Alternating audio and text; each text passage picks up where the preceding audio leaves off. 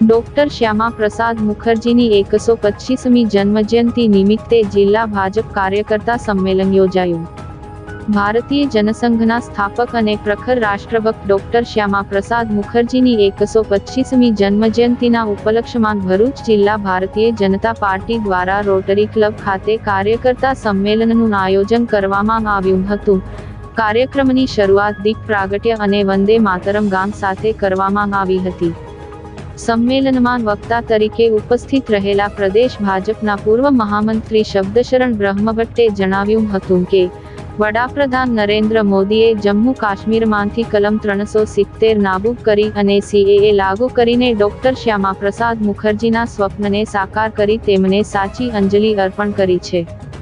ભરૂચ જિલ્લા ભાજપ પ્રમુખ પ્રકાશ મોદી અને પૂર્વ મંત્રી ખુમાનસિંહ વાનસિયાએ ડોક્ટર મુખર્જીના જીવન, તેમના રાષ્ટ્રપ્રેમ અને દેશની એકતા તથા અખંડિતતા માટે આપેલા બલિદાનને યાદ કરી કાર્યકરોને તેમના આદર્શો પર ચાલવા પ્રેરિત કર્યા હતા.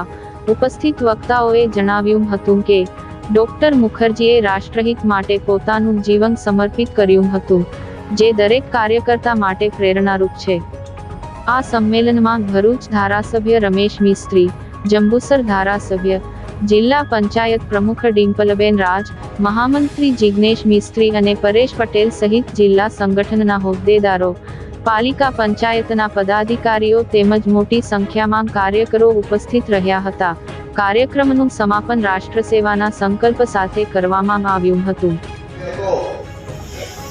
ભારત પાકિસ્તાનના મુદ્દે જે ભાગલા વખતે જે હિન્દુઓ શરણાર્થી તરીકે અહીંયા આવ્યા હતા એ બાબત જે ચર્ચા થઈ અને એમાં નહેરુ સરકાર કે જે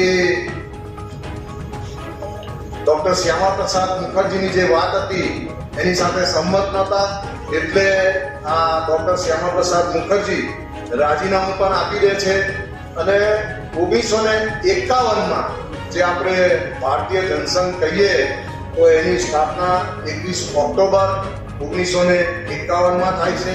ભારતીય જનતા પાર્ટીનો બૂથનો કાર્યક્રમ હોય, મંડળનો કાર્યક્રમ હોય, જિલ્લાનો કાર્યક્રમ હોય, પ્રાંતનો કાર્યક્રમ હોય કે રાષ્ટ્રીય કાર્યક્રમ હોય, આપણે 3 તસવીરોને મૂકીને એની આગળ દીવો કરીએ છીએ અને એનું પૂજન કરીએ છીએ. એ પૈકીની એક તસવીર એટલે ડોક્ટર શ્યામા પ્રસાદ મુખર્જીની તસવીર.